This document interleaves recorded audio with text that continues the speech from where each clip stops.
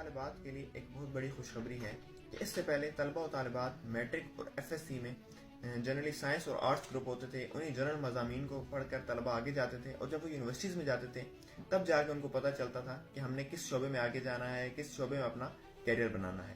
لیکن اب وزیر تعلیم پنجاب نے اعلان کیا ہے کہ وہ میٹرک کا ایک نیا گروپ اناؤنس کرنے جا رہے ہیں.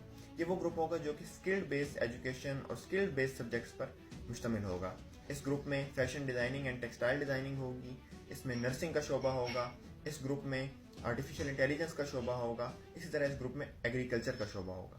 یہ گروپ مارچ 2025 سے آغاز ہوگا, یعنی مارچ 2025 میں جو طلبہ و طالبات نہم میں داخلہ لیں گے وہ اس گروپ میں بھی داخلہ لے سکیں گے.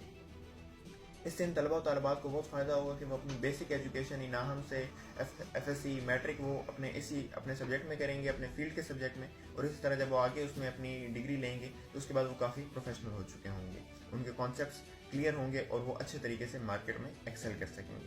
یہ چاروں شعبے بہت اچھے ہیں. ان میں سے اگر دیکھا جائے تو فیشن اینڈ ٹیکسٹائل ڈیزائننگ ذہین اور تخلیقی ذہن رکھنے والے طلبہ کے لیے بہت اچھا فیلڈ ہے. اسی طرح جو نرسنگ کا شعبہ ہے اس کی دنیا میں کافی ڈیمانڈ ہے.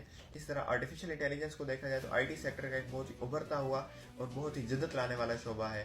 ساتھ ہی ساتھ ایگریکلچر کا شعبہ دیکھا جائے تو پاکستان کے لیے بہت اچھا شعبہ ہے, کیونکہ پاکستان ایک زرعی ملک ہے تو اس کو ایگریکلچر کے پروفیشنلز چاہیے تاکہ وہ ایگریکلچر کے شعبے میں جدت لا سکیں.